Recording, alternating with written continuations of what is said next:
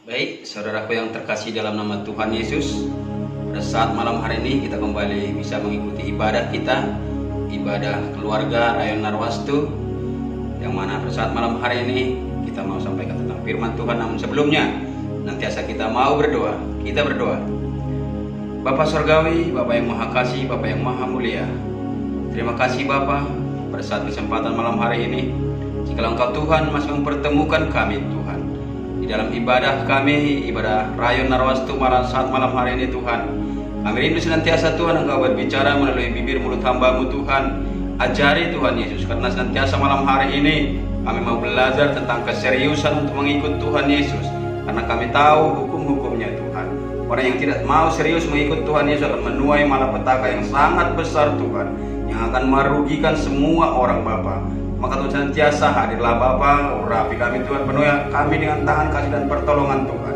Terpuji nama-Mu Tuhan. Namun sebelumnya kami rindu senantiasa Tuhan, Kau sucikan, kuduskan Tuhan Yesus ruangan ini. Kau sucikan setiap hati kami Tuhan, supaya kami boleh layak menerima kebenaran firman Tuhan, supaya hati kami diisi, dipulihkan Tuhan Yesus, dan ada suatu perubahan, suatu repepel di dalam hati kami, sehingga kami pulang dari tempat ini Tuhan Yesus akan mendapatkan sukacita, mendapatkan damai sejahtera yang penuh daripada Tuhan Yesus. Kami rindu senantiasa Tuhan, hadirlah Bapa, berbicara melalui bibir mulut hamba-Mu yang tidak ada apa-apanya Tuhan Yesus. Engkau sembunyikan di belakang salib Tuhan, sehingga yang benar-benar nyata nampak adalah kuasa Tuhan Yesus. Inilah doa kerinduan kami, haleluya, amin. Baik saudaraku yang kasih dalam nama Tuhan Yesus, pada saat malam hari ini kita kembali diizinkan Tuhan untuk belajar dan belajar terus. Kita malam hari ini mau belajar tentang jemaat di Sardis. Namun sebelumnya saya menceritakan sebentar tentang isi tentang firman Tuhan itu, ataupun bagaimana saya mendapatkan pelajaran malam hari ini yang akan saya sampaikan bagi kita semua adalah: pertama, saya sudah mempersiapkan sebelumnya khotbah saya yang sebelumnya saya sudah susun dengan rapi, yaitu penyakit rohani adalah iri hati. Namun setelah itu pada saat jam 2 malam saya kembali diingatkan untuk belajar, untuk membaca, untuk berencana saya berdoa untuk bangsa-bangsa. Tapi malam itu saya diingatkan, saya pernah teringat akan perkataan daripada Bapak Gembala yang mana dikatakan pada saat itu, jangan seperti jemaat di Sardis. Nah, itu saya ingat terus, dan saya berpikir apa itu rupanya jemaat yang ada di Sardis. Ya, apa itu yang jemaat yang ada di Sardis, kok dibilang seperti itu, dan kok Tuhan juga menegur jemaat yang ada di Sardis. Dengan keras Tuhan menegur jemaat di Sardis. Nah, sebelumnya mari kita akan buka firman Tuhan dari Wahyu 3 ayat 1 sampai ke 6. Begini bunyi firman Tuhan di sana. Kepada jemaat di Sardis, dan tuliskanlah kepada malaikat jemaat di Sardis, inilah firman Dia yang memiliki ketujuh roh Allah dan ketujuh bintang itu. Aku tahu segala pekerjaanmu, engkau dikatakan hidup, padahal engkau mati. Bangunlah dan kuatkanlah apa yang masih tinggal, yang sudah hampir mati.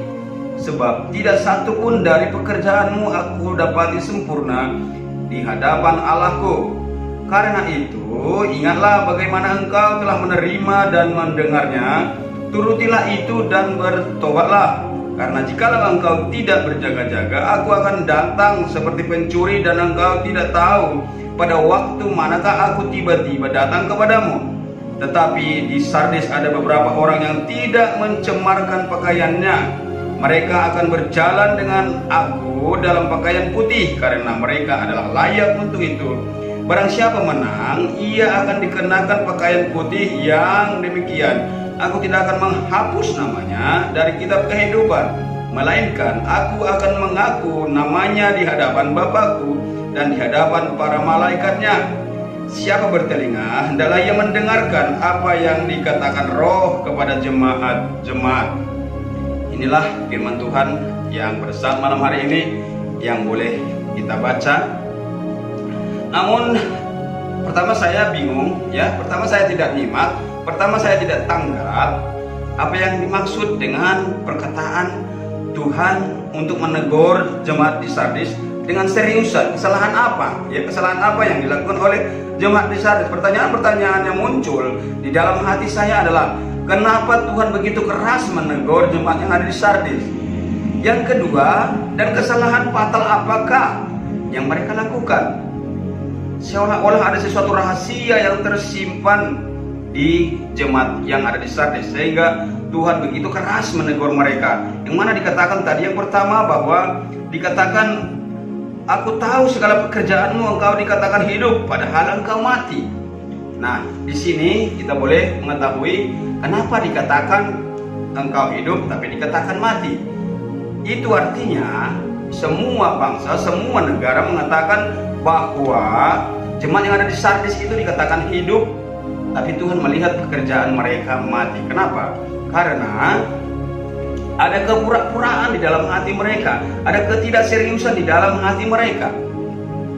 Nah, kita tahu bahwa Sardis ini adalah kota yang sangat-sangat kaya, adalah kota yang sangat-sangat sombong, adalah kota yang sangat makmur. Di mana Sardis ini ibu kotanya adalah Lydia, yang menguasai Yunani ataupun daerah Yunani sekelilingnya pada saat itu. Dia menguasai semua itu, yang mana rajanya adalah Croesus atau raja Persia yang saat itu yang mau diserangnya. Pada saat itu Croesus ingin menguasai ataupun ingin memperlebar kuasa kerajaannya, yang mana dia ingin mengepung kota Persia. Dan inilah letak kesalahan dia yang pertama, letak kesalahan mereka yang pertama, yaitu mereka pada saat mau menyerang Persia, mereka bertanya kepada dukun yang seorang perempuan. Nah, mereka bertanya, maka si dukun itu mengatakan, kalau kalian bisa menyeberangi sungai Helis, maka kalian akan menaklukkan suatu kerajaan yang besar. Maka saat itu raja daripada Sardis itu menangkap itu. Dia tangkap itu, berarti saya akan mempunyai suatu kerajaan yang lebih besar lagi. Saya akan menguasai Persia.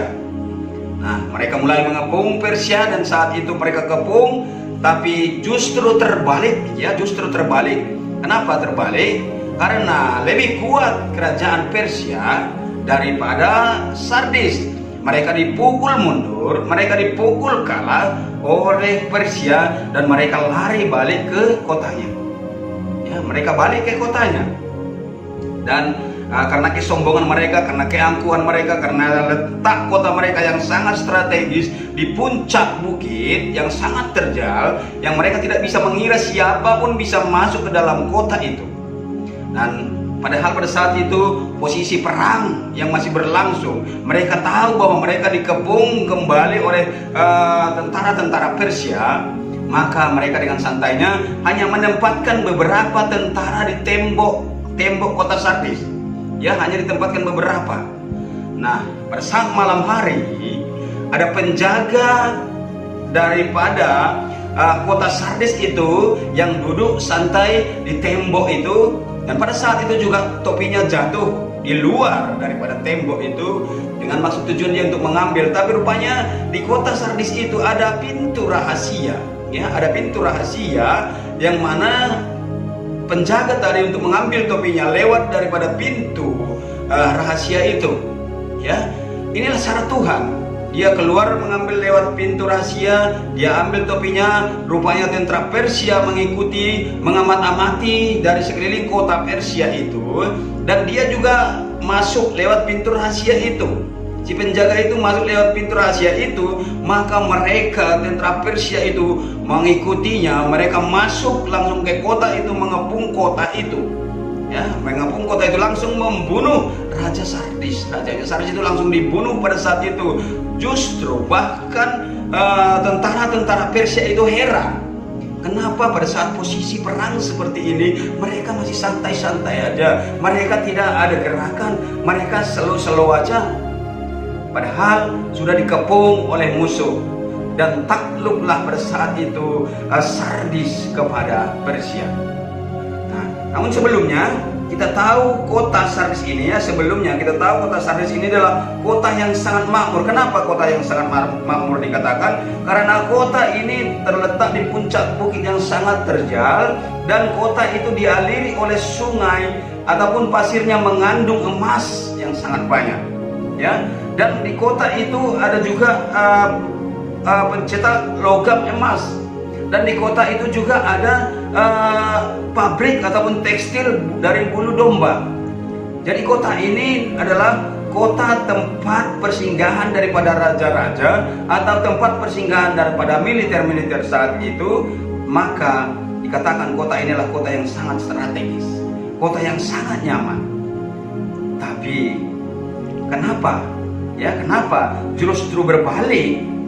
Tuhan menegur kota Sardis, ya, bukan seperti jemaat yang di Laodikia, bukan karena seperti jemaat yang di Tarsis, ataupun bukan seperti jemaat yang di Korintus, tapi Tuhan menegur keras, ya, Tuhan menegur keras jemaat yang ada di Sardis. Nah, saat ini kita boleh mengerti, kita ambil dulu arti daripada kota Sardis itu. Sardis itu apa? Supaya kita dengan gampang untuk menelitinya, supaya kita gampang dengan untuk mempelajarinya. Kota Sardis itu adalah sisa ataupun bekas. Ya, Sardis itu adalah sisa ataupun bekas.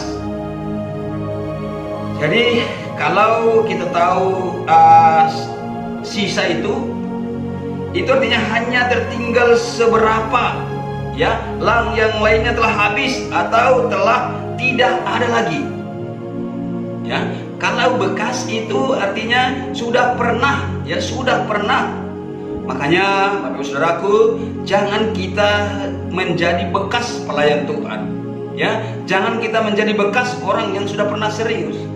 Jangan kita menjadi bekas orang yang telah dipakai Tuhan secara luar biasa. Karena apa? Kalau kita sudah dikatakan bekas, maka samalah kita dengan jemaat yang di Sardis. Karena jemaat yang di Sardis ini mula-mula adalah jemaat yang sangat dikasihi oleh Tuhan, telah ditabur Tuhan di sana, berkat-berkatnya telah ditabur di sana, firman-Nya kepada jemaat yang ada di sana, tapi berubah, ya, berubah. Mereka menjadi yang sombong, mereka tidak mengandalkan Tuhan. Bahkan dikatakan tadi, dan tuliskanlah kepada malaikat jemaat di Sardis, inilah firman Dia yang memiliki ketujuh roh Allah dan ketujuh bintang itu. Aku tahu segala pekerjaanmu, engkau dikatakan hidup padahal engkau mati. Ya, orang-orang mengatakan mereka hidup karena kejayaan mereka, mengatakan mereka hidup. Ya, orang-orang mengatakan mereka sukses, tapi Tuhan melihat mereka mati. Ya, jadi di sini ada beberapa hal teguran keras Tuhan kepada jemaat di Sardis, ya, karena yang ada hanyalah sisa dan mereka pun dipandang Tuhan hanyalah bekas, ya, yang hanya adalah sisa beberapa orang. Saya ambil dulu satu ilustrasi, ya, saya ambil dulu satu ilustrasi di tempat saya bekerja. Saya di sana ada punya anggota dan saya suruh mereka menanam bunga, ya, ada bunga melati yang saat itu saya suruh menanam sekitar 80, ya, saya suruh menanam 80 polybag. Coba kamu tanam, saya suruh mandornya, kamu tanam itu 80 polybag karena saya butuh 80 bunga untuk di pagar ini, ya. Maka ditanam, tapi ternyata yang tumbuh dari bunga yang ditanamnya yang 80, hanya satu sisa yang tumbuh, ya, hanya satu sisa yang tumbuh. Tapi itu bukan saya buang yang tumbuh yang satu itu, tapi saya rawat, ya, saya rawat. Dan untuk mandor yang kedua saya suruh coba. Yang pertama tadi saya tanya kenapa itu mati. Oh, tangan saya panas, Pak, saya memang nggak serasi bertanam tanaman, ya, saya nggak serasi bertanam tanaman, tangan saya panas. Oke, kalau begitu saya panggil mandor yang kedua, kamu coba tanam itu, saya butuh 80 dan saya sudah siapkan tempat untuk itu. Ya, saya sudah siapkan tempat, itu sudah ada semua wadahnya, kamu coba tanam itu, ya, dengan media yang sama, dengan polybag yang sama. Tanam, ya, dia tanam, dia sesuaikan dengan kemampuan dia, kemauan dia disesuaikan, ditanam. Setelah 1 bulan dia menanam, orang yang kedua, semua tanaman itu juga mati. Ya, semua tanaman itu juga hanya ada tumbuh 1 biji dari 80, hanya tumbuh 1 biji. Saya ambil dan saya rawat. Saya tanya dia, kenapa bunga itu mati? Kenapa bunga itu tidak ada yang tumbuh? Dia katakan, Pak, itu medianya, itu tanahnya yang salah. Saya katakan, mari ikut aku. Lihat itu tanah tempat kau menanam, di situ sudah ada tumbuh kecambah daripada rumput. Berarti tanah itu tidak jadi masalah.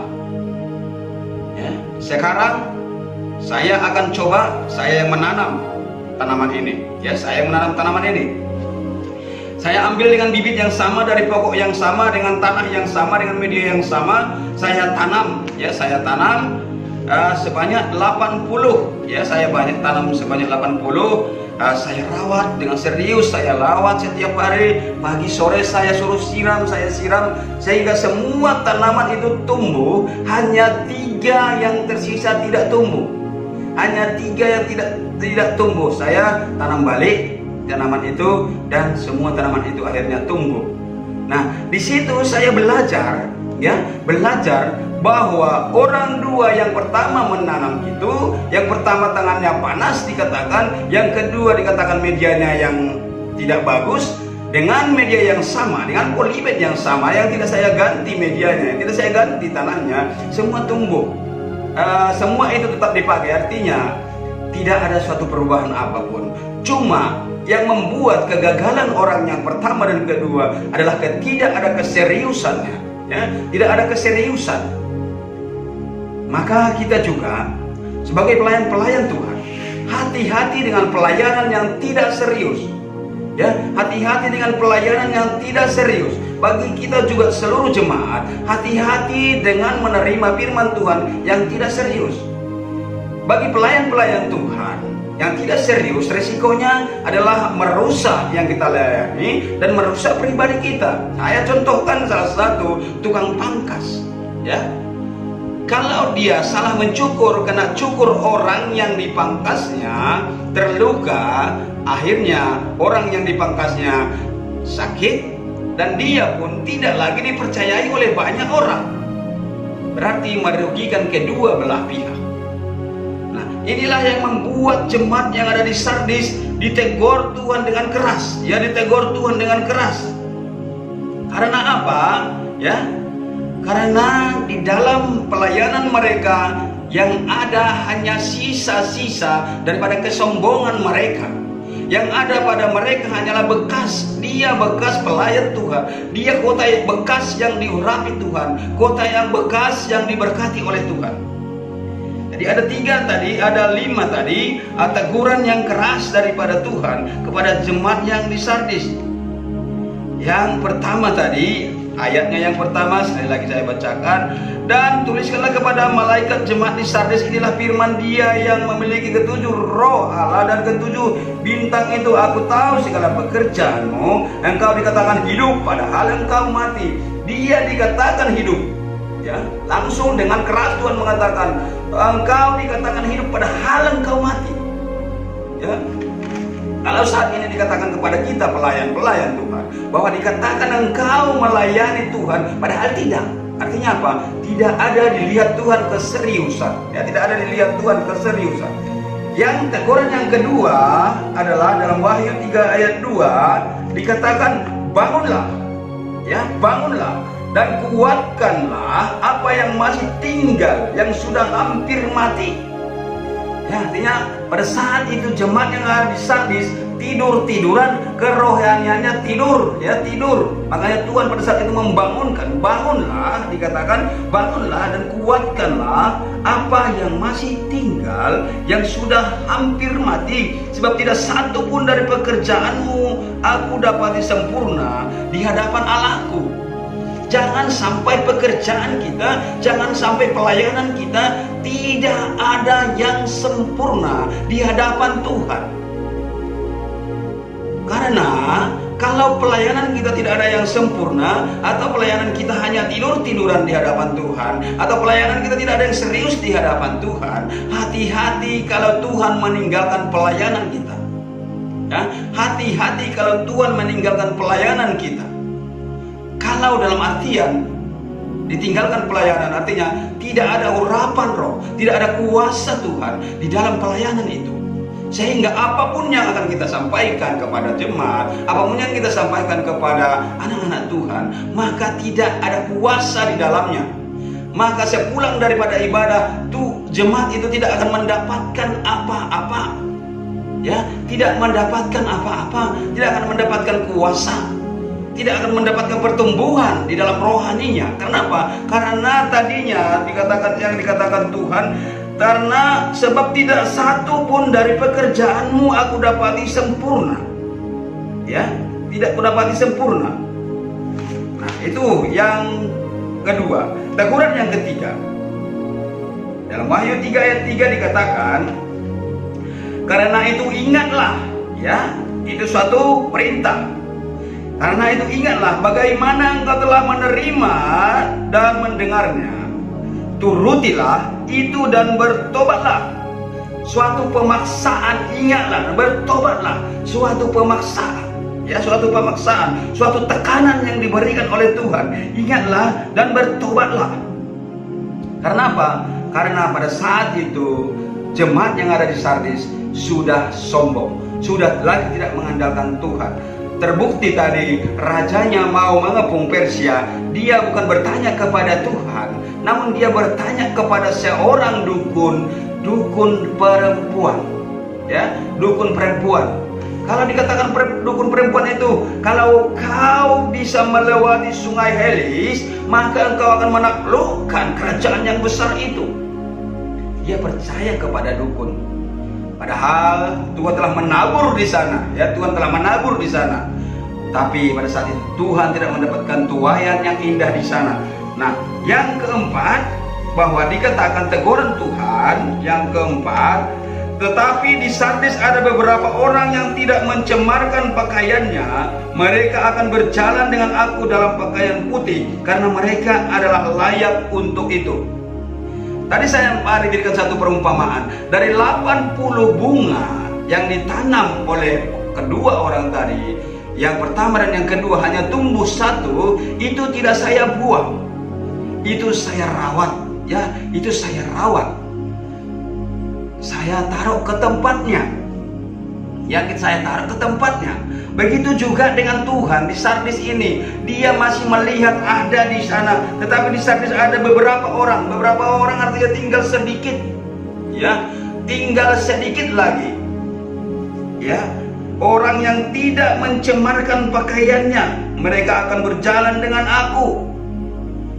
Ya, contoh gampang tadi yang saya bilang, bunga yang tumbuh walaupun tadi hanya satu dari 80 yang ditanam, itu akan tetap saya rawat karena sudah saya siapkan tempatnya, ya, sudah saya siapkan tempat untuk menanam itu. Begitu juga Tuhan, sudah disiapkan tempat, sudah disiapkan rumah bagi kita semua, pelayan-pelayan, bahkan seluruh jemaat Tuhan, sudah dipersiapkan tempat itu bagi kita. Walaupun nanti satu orang aja yang bertobat, walaupun satu orang aja yang sempurna di hadapan Tuhan, dia tetap ambil itu, ditaruh ke rumahnya, di tempat rumah Bapa yang di surga. Sudah disediakan, tidak disia-siakan, tidak akan dibuang. Dia tidak akan kecewa walaupun hanya satu orang tadi, dia tidak buang itu, tapi tetap dia ambil, dia gendong, dan dia taruh ke rumah yang telah disediakannya.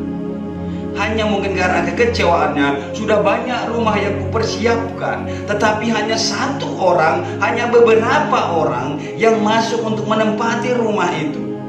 Kenapa tidak banyak orang yang menempati rumah itu? Karena tidak ada keseriusan, ya, tidak ada keseriusan di dalam mengikut Tuhan. Nah, teguran yang kelima adalah Wahyu 3 ayat 5 dikatakan, barang siapa menang, ya, barang siapa menang, ia akan dikenakan pakaian putih yang demikian. Aku tidak akan menghapus namanya dari kitab kehidupan, melainkan aku akan mengaku namanya di hadapan Bapakku dan di hadapan para malaikatnya. Kalau kita menang menghadapi persoalan-persoalan yang ada dalam dunia ini, yang saat ini banyak kita tahu dihimpit oleh segala sakit penyakit, terlebih lagi saat ini kita tahu pandemi yang saat ini kita tahu mencekam banyak manusia, yang mencekam banyak, menekan banyak tekanan-tekanan, sehingga membuat orang mulai gelisah, sehingga membuat orang mulai tidak serius di dalam mengikut Tuhan, sehingga membuat orang mulai mundur dari pelayanan, mundur mendengarkan suara firman Tuhan, mulai mundur dari pelayanan-pelayanan yang diikutinya. Ini membuat Tuhan akan menegur seperti jemaat yang ada di Sardis. Karena sampai saat ini kita tahu bahwa Tuhan masih tetap. Tuhan bukanlah meniadakan kedatangannya, tapi Tuhan masih mengulur waktu untuk supaya senantiasa bisa semua bertobat, supaya lebih banyak lagi. Sama halnya seperti yang saya buat tadi di satu ilustrasi. Hari pertama, mandor pertama saya suruh menanam, termasuk dikatakan gagal karena hanya satu yang tumbuh. Mandor kedua saya tidak bosan-bosannya, masih saya kasih waktu, masih saya kasih waktu untuk itu ditanam kembali, maka ditanam gagal. Dan yang ketiga, saya menanam sendiri, kenapa bisa tumbuh semua? Karena saya serius untuk merawatnya, saya serius untuk menyiramnya, sehingga bunga-bunga itu tumbuh. Kita yakin juga, saya yakin kalau kita dengan serius kembali, serius untuk tetap melakukan pelayanan kita, maka akan banyak jiwa-jiwa yang akan dimenangkan. Banyak jiwa-jiwa yang akan mendengarkan suara hati Tuhan. Karena kita tahu dari judul yang saya ambil tadi dari bacaan ini, ketidakseriusan mengikut Tuhan menuai malapetaka. Jadi saya sebentar cerita tentang judul daripada firman Tuhan ini. Sebelumnya judul daripada firman Tuhan ini saya dapatkan adalah teguran Tuhan yang keras untuk Sardis. Tapi sepanjang perjalanan tadi mau pulang, saya di atas motor, saya mengingat, saya mencoba kembali terus firman itu terus, saya susah mengartikannya, saya susah untuk menelitinya. Maka di perjalanan, saya diberikan judul yang indah supaya saya gampang. Rupanya Tuhan itu Tuhan yang Maha Tahu. Dia tahu kita kesulitan untuk menyampaikan firman itu. Dia kasih kita kesempatan, dia kasih kita judul yang indah, dia kasih kita judul yang sangat sederhana, yaitu ketidakseriusan mengikut Tuhan menuai malapetaka. Dan di perjalanan itu saya berhenti, saya masukkan ke status saya langsung. Saya masukkan ke status saya langsung supaya apa? Supaya tidak saya lupa judul tadi. Karena saya takut kalau nanti sampai di rumah saya lupa judul itu. Maka saya langsung buatkan di status saya buatkan ketidakseriusan mengikut Tuhan menuai malapetaka. Nah, begitu juga halnya dengan kita. Kalau kita tidak serius, tidak ada keseriusan bagi kita untuk mengikut Tuhan, itu akan menuai, itu akan menimbulkan malapetaka besar bagi kita. Segala pekerjaan apapun itu, baik itu bertanam-tanaman, baik itu dagang, baik itu pelayan-pelayan secara khusus, baik itu seperti yang saya katakan tadi tukang pangkas, kalau dia tidak serius, kalau dia main-main aja hanya untuk memangkas seseorang itu, yang dipangkasnya itu terluka, itu akan menjadi suatu malapetaka bagi yang dipangkas dan bagi dia sendiri, membuat dia tidak dipercayai oleh orang. Membuat tidak dipercayai oleh orang. Nah, kesalahan fatal yang dilakukan oleh Sardis adalah dalam pandangan Tuhan, jemaat di Sardis itu adalah batu mati. Tuhan tidak berurusan dengan batu yang mati. Coba kita ambil dulu dari dalam 1 Petrus 2, 1 Petrus 2 ayatnya yang keempat sampai dengan ke-5. Sekali lagi saya katakan dari 1 Petrus, 1 Petrus 2 ayatnya, 1 Petrus 2 ayatnya yang keempat sampai dengan yang ke-5. Ya, begini bunyi firman Tuhan. Ayat yang keempat saya mulai. Dan datanglah kepadanya batu yang hidup itu, yang memang dibuang oleh manusia, tetapi yang dipilih dan dihormati di hadirat Allah. Dan biarlah kamu juga dipergunakan sebagai batu hidup untuk pembangunan suatu rumah rohani, bagi suatu imamat kudus, untuk mempersembahkan persembahan rohani yang karena Yesus Kristus berkenan kepada Allah. Nah, Tuhan menganggap jemaat yang ada di Sardis itu hanyalah sebagai suatu batu yang mati. Tuhan tidak berurusan dengan batu yang mati, tapi Tuhan berurusan dengan batu yang hidup. Karena apa? Karena Tuhan itulah batu yang hidup itu, yang memang dibuang oleh manusia, dikatakan tadi dalam firman Tuhan, ya, yang hanya dibuang oleh manusia, tetapi yang dipilih dan dihormati di hadirat Allah. Dipilih dan dihormati oleh di hadirat Allah. Nah, Bapak Ibu Saudaraku, pada saat malam hari ini firman Tuhan ini terus mengajarkan kepada kita, ya, karena kondisi yang menyedihkan itu, satu pun dikatakan pekerjaan mereka tidak sempurna. Satu pun pekerjaan itulah yang membuat teguran yang sangat keras itu, teguran yang sangat keras itu, dan itulah kesalahan yang fatal, kesalahan yang sangat fatal yang dialami oleh jemaat yang ada di Sardis, yaitu karena menyedihkan itu, satu pun pekerjaan mereka yang tidak ada sempurna, ya, satu pun daripada pekerjaan mereka yang tidak sempurna. Betapa sakitnya, betapa sedihnya kalau selama ini kita memang melayani Tuhan, tapi Tuhan mengatakan satu pun dari pelayananmu itu yang aku anggap tidak sempurna. Kenapa Tuhan mengatakan itu tidak sempurna? Padahal mungkin orang mengatakan wow, ya, orang mengatakan wow, dia hebat dalam khotbah, dia hebat dalam melayani, dia hebat dalam menuntun jemaat, tapi tidak dari hatinya. Makanya dikatakan Tuhan, orang mengatakan dikatakan tadi bahwa orang mengatakan dia hidup, ya, engkau dikatakan hidup padahal engkau mati, ya. Kita tidak mau dan kita tidak usah menunggu banyak penilaian daripada orang, karena itu tidak begitu penting penilaian daripada banyak orang. Kadangkala pelayan-pelayan, ya, kadangkala hamba-hamba Tuhan di mana-mana, supaya jemaat-jemaat itu senang, supaya jemaat-jemaat itu wow dapat disanjung, maka dia tidak menyampaikan kebenaran firman Tuhan dengan tegas, ya, tidak menyampaikan firman Tuhan yang keras, disaring-saring, hanya menyampaikan yang indah-indah saja. Makanya inilah yang dikatakan Tuhan, engkau hidup tetapi mati, ya. Orang menilai firman-firman yang kita sampaikan itu hidup, padahal Tuhan menilai mati. Kenapa? Tidak ada keseriusan di dalamnya. Apa artinya?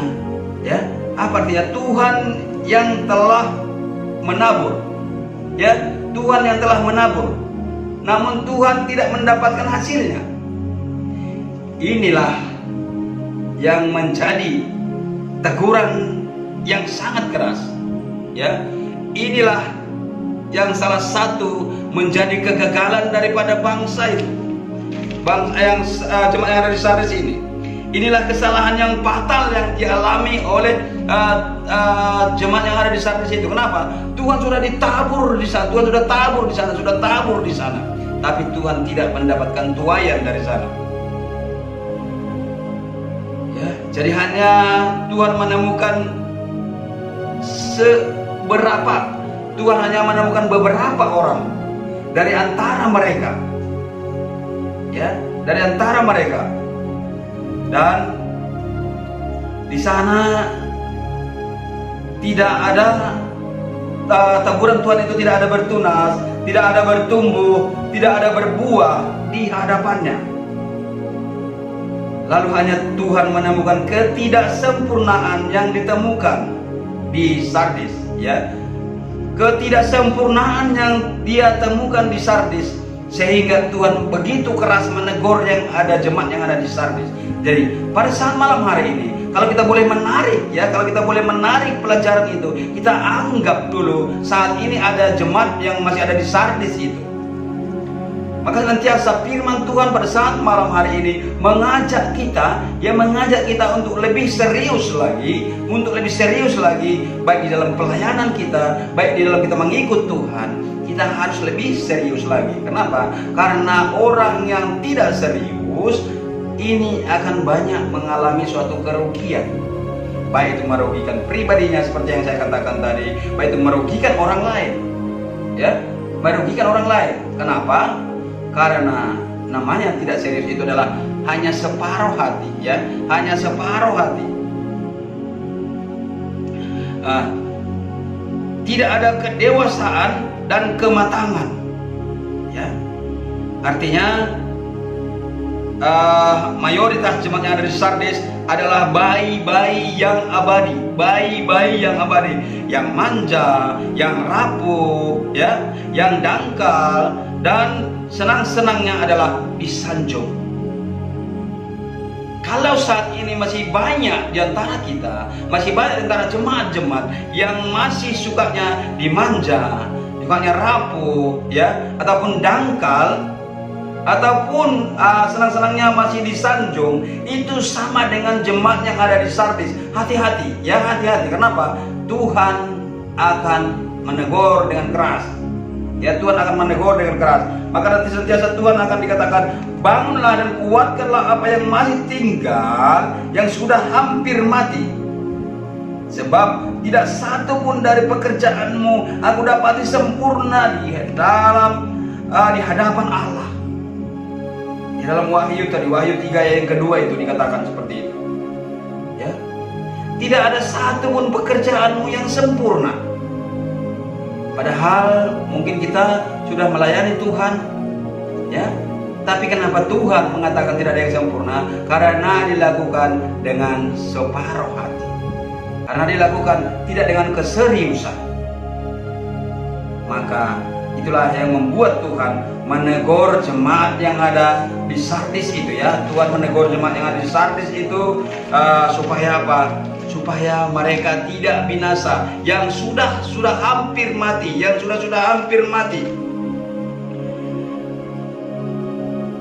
Karena Tuhan terus mau mengingatkan, Tuhan terus mau mengisi rumahnya yang sudah disiapkan tadi, ya. Rumah itu sudah disiapkan.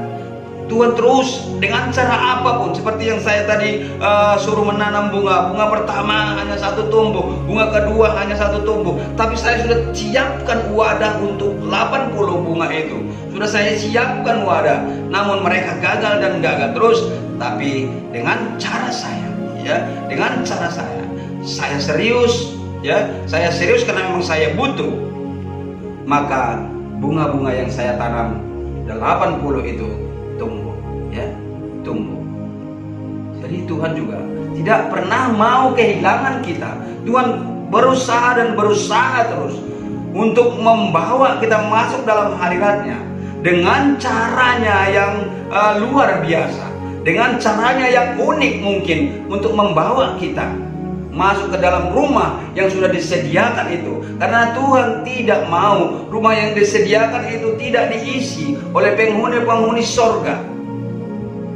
Karena Tuhan mengetahui bahwa tempat itu sudah layak, tempat itu sudah baik untuk ditempati. Tapi siapa yang menempati? Belum ada, ya, belum ada yang mau menempati. Tuhan masih terus mengulur dan mengulur waktunya supaya orang-orang penghuni rumah itu ada. Jadi sangat dibutuhkan keseriusan, saat ini. Keseriusan dan ketaatan dalam mengikut Tuhan saat ini sangat dibutuhkan. Jangan sampai waktu yang masih Tuhan berikan ini, ya, jangan sampai pada saat hari yang menentukan ini Tuhan meninggalkan pelayanan kita. hari-hari yang sangat menentukan ini, Tuhan sampai meninggalkan pelayanan kita. Jangan pada saat yang menentukan ini, jangan sampai hilang kasih-Mu yang mula-mula dan kasih yang mula-mula yang pernah kita dapatkan. Yang pertama sekali kita mengenal Kristus, yang saat pertama kali kita begitu serius mengikut Kristus, jangan sampai itu hilang. Dan jangan pada saat yang menentukan ini, jangan sampai hilang panggilan dan tujuan Tuhan dalam hidup kita. Ada panggilan dan tujuan Tuhan di dalam hidup kita. Setiap kita berbeda-beda panggilan Tuhan. Setiap kita berbeda-beda tujuan daripada Tuhan itu. Kalau panggilan Tuhan ataupun tujuan Tuhan yang ada pada saya tidak saya sampaikan, maka begitu saya tidak ada lagi, maka tidak ada yang menyampaikan itu. Kenapa? Karena Tuhan sudah berikan talenta masing-masing kepada kita semua. Justru kadangkala talenta itu kita simpan dan talenta itu kita kubur, tidak kita sampaikan dengan keseriusan. Nah, jangan, sekali lagi saya katakan, jangan sampai Tuhan meninggalkan pelayanan kita, ya. Jangan sampai Tuhan di hari-hari yang sangat menentukan ini, jangan sampai hilang kasih yang mula-mula yang ada pada kita. Jangan pada saat hari yang menentukan ini, tujuan Tuhan dalam hidup kita sampai hilang. Ya, panggilan Tuhan itu sampai hilang daripada kita, sehingga nanti kita dikatakan seperti jemaat yang ada di Sardis. Nah, Bapak Ibu Saudaraku, firman Tuhan yang sudah kita tabur pada saat malam hari ini, yang sudah kita sampaikan pada saat malam hari ini, saya yakin firman Tuhan yang disampaikan pada saat malam hari ini adalah suara yang daripada Tuhan. Terbukti saya sudah menyiapkan firman mengenai tentang penyakit rohani adalah iri hati. Bukan tanggung-tanggung, saya mempersiapkan itu jam 2 malam, saya mempersiapkan itu dengan satu tujuan bagi saya pada saat malam itu. Saya bangun mau berdoa, ya, mau berdoa untuk bangsa-bangsa. Tapi saya ditegur kembali, kenapa sudah firman yang pertama saya abaikan, karena saya susah untuk menyampaikannya. Tapi saya kembali saya kembali pelajari, saya susun kembali strukturnya. Bahkan tadi sudah di perjalanan baru judul itu diberikan, saya sampai berhenti di pinggir jalan, saya menepiki pinggir jalan, saya tidak ada punya pena, saya tulis langsung di HP dan saya buat menjadi status saya. Ya, saya buat langsung menjadi status saya. Supaya apa? Supaya itu tidak hilang dari ingatan saya. Baik, terima kasih firman Tuhan yang sudah kita dengarkan pada saat malam hari ini. Biar senantiasa firman Tuhan ini boleh menegur kita kembali, mengingatkan kita kembali mengenai keseriusan kita di dalam mengikut Tuhan, ya. Karena kita tahu ketidakseriusan mengikut Tuhan itu akan menimbulkan malapetaka besar. Terima kasih, kita akan berdoa. Terima kasih Bapa, terima kasih Tuhan Yesus, kalau pada saat malam hari ini hamba-Mu terus Tuhan Engkau masih tuntun untuk menyampaikan kebenaran firman Tuhan ini. Terus Tuhan Engkau arahkan kami Tuhan, Engkau kuatkan kami Tuhan, supaya Tuhan Yesus kami tidak seperti jemaat yang ada di Sardis itu Tuhan, di mana Tuhan Engkau menemukan satu pun daripada pekerjaan mereka yang tidak sempurna Tuhan. Kami tahu hanya mendapatkan kesempurnaan itu di dalam keseriusan mengikut Tuhan. Kami mendapatkan kesempurnaan itu pada saat kami taat di bawah kaki salib Tuhan, mendengarkan suara hati Tuhan. Supaya setiap pelayanan kami Tuhan Yesus bisa berguna, baik itu meningkatkan kerohanian kami Tuhan Yesus, baik itu meningkatkan kerohanian jemaat Tuhan. Kami rindu Bapa, supaya di hari yang sangat menentukan ini, jangan Tuhan meninggalkan pelayanan kami. Di saat hari yang menentukan ini Tuhan, jangan hilang kasih yang mula-mula yang ada pada kami. Dan pada saat yang menentukan ini Tuhan Yesus, kami mau Tuhan Yesus supaya tetap ada keseriusan itu bagi kami Bapa. Bapa, pada saat malam hari ini hamba-Mu sudah berhenti untuk berkata-kata Tuhan. Namun kami rindu Tuhan Yesus, kami mau Roh-Mu yang menginterpretasikan firman itu ke dalam setiap hati kami, menguatkan setiap hati kami. Sehingga Tuhan, firman itu Tuhan bisa menjadi batu yang hidup dalam hati kami. Karena Tuhan tidak berurusan dengan batu yang mati, Tuhan berurusan dengan batu yang hidup. Karena kami tahu batu yang hidup itu adalah Tuhan itu sendiri. Terpuji namamu Tuhan Yesus. Singkapkan terus rahasia firman-Mu bagi setiap jemaat Tuhan. Sekali lagi hamba-Mu bersyukur Tuhan Yesus, karena Engkau telah memakai hamba-Mu pada saat malam hari ini. Terima kasih di doa kerinduan kami. Terpuji namamu Tuhan Yesus. Haleluya. Amin.